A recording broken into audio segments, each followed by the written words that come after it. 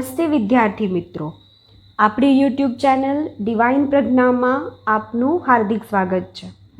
વિદ્યાર્થી મિત્રો, આજના વિડીયોમાં આપણે જોઈશું સિમ્પલ ફ્યુચર ટેન્સ, સાદો ભવિષ્યકાળ.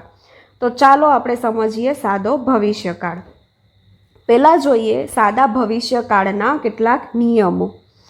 ભવિષ્યની કોઈ ક્રિયાનો નિર્દેશ કરવા માટે સાદા ભવિષ્યકાળનો ઉપયોગ થાય છે. સાદા ભવિષ્યકાળમાં ટુ બીના રૂપો શેલ અને વિલ વપરાય છે.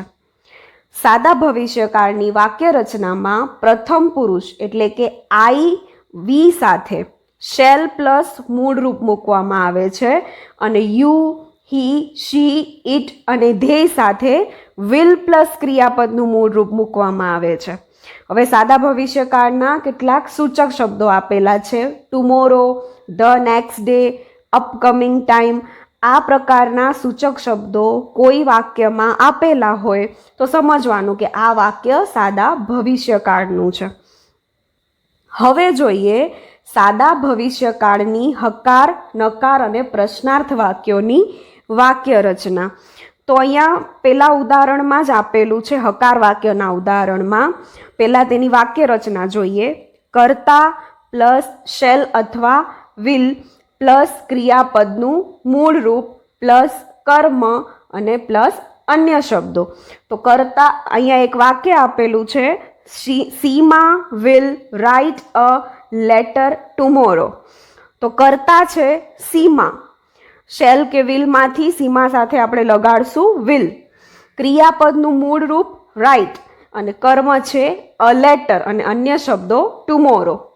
એવી જ રીતે નકાર વાક્યની વાક્ય રચના સમજીએ. કર્તા પ્લસ શેલ અથવા વિલ પ્લસ નોટ પ્લસ ક્રિયાપદનું મૂળ રૂપ પ્લસ કર્મ પ્લસ અન્ય શબ્દો. તો એનું ઉદાહરણ છે Seema will not write a letter tomorrow. ત્યારબાદ જોઈએ પ્રશ્નાર્થ વાક્ય. તો પ્રશ્નાર્થ વાક્યમાં આપણે આગળ જે કાળ શીખી ગયા એ મુજબ જ ટુ બીનું રૂપ સૌથી પહેલાં આવે અને એના પછી કર્તા મૂકી અને વાક્યની શરૂઆત થાય અને છેલ્લે પ્રશ્નાર્થ ચિહ્ન લાગે. તો અહીંયા પણ એવી જ રીતે શેલ વિલ પ્લસ કર્તા પ્લસ ક્રિયાપદનું મૂળ રૂપ પ્લસ કર્મ પ્લસ અન્ય શબ્દો અને પ્રશ્નાર્થ ચિહ્ન. તો અહીંયા વાક્ય છે will Seema write a letter tomorrow. એવી રીતે થોડા બીજો ઉદાહરણ જોઈએ. We shall visit the zoo next Sunday. હકાર વાક્ય. એનું જ નકાર વાક્ય જોઈએ. We shall not visit the zoo next Sunday.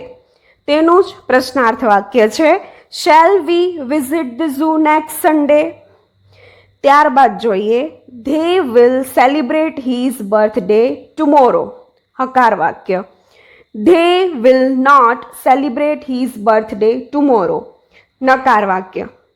Will they celebrate his birthday tomorrow. તો એ થયું પ્રશ્નાર્થ વાક્ય. ત્યારબાદ આપણે એક્ટિવ પેસિવની વાક્ય રચના જોઈએ.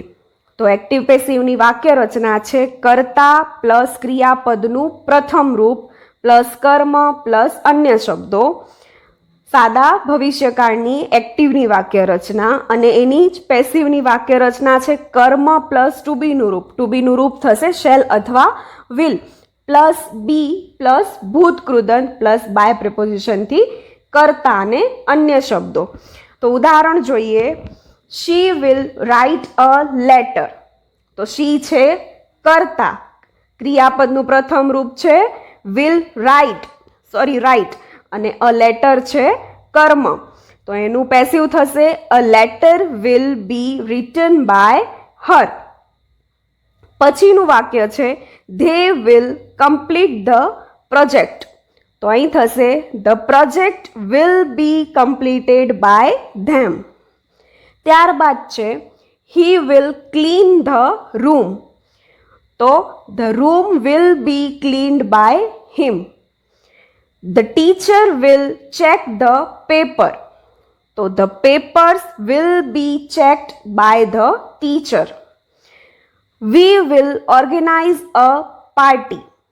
A party will be organized by us. ત્યારબાદ થોડી ખાલી જગ્યા જોઈએ. યુ ખાલી જગ્યા નોટ ખાલી જગ્યા late to office now onwards. તો અહીં થશે you will not be late to office now onwards. ત્યાર પછીની ખાલી જગ્યા છે અ ગ્રાન્ડ ફેસ્ટિવલ ખાલી જગ્યા ઇન ધ નેક્સ્ટ ઓગસ્ટ. તો અહીં થશે નેક્સ્ટ ઓગસ્ટ એટલે ભવિષ્યની ક્રિયા બતાવે છે તો will be celebrated. A grand festival will be celebrated in the next August. પછીનું વાક્ય છે યુ વિલ ખાલી જગ્યા a ticket by the manager. તો અહીં થશે you will be given a ticket by the manager. ચોથા નંબરનું વાક્ય શ્યોર આઈ ખાલી જગ્યા કમ્પ્લીટ માય ટાસ્ક. તો I will complete my task. પાંચમા નંબરનું વાક્ય આઈ ખાલી જગ્યા my sister for breakfast next week. તો I will meet my sister for breakfast next week. છઠ્ઠા નંબરનું વાક્ય છે આઈ ખાલી જગ્યા you again. I shall see you again. The